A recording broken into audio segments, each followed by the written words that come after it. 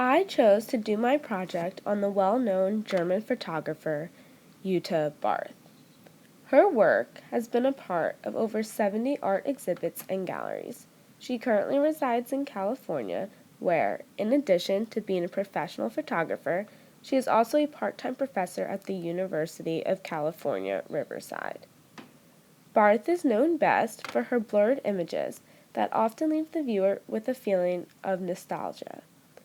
One of her most recent collections, called Composition of Light on White, uses the manipulation of horizontal blinds in a different room to form barely perceptible geometric compositions made purely of light.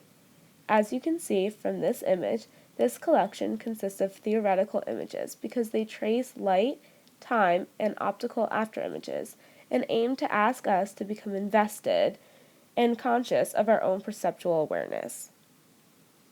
Two of her most famous collections are Ground and Field, which were published between 1994 and 1997. These collections consist of blurred images that were captured by focusing the camera on an unoccupied foreground or background, or by employing an extremely shallow depth of field. Barth's work is mainly concerned with an absence or lack of a subject. This is what makes her photographs so appealing. The viewer is drawn to a vague background where they search for a subject but instead fill the photograph with their own memories. Unlike most photography, which seeks out a central subject, Barth has made what she calls the choice of no choice, and confined her photographs to the ambient, the peripheral, and incidental. Most of her images fall under interpretive because their ambiguous imagery allows the viewer to draw upon personal experience to create subjective meaning to the particular image. Barth intends for us to fill the emptiness of her pictures with a familiar memory and feeling.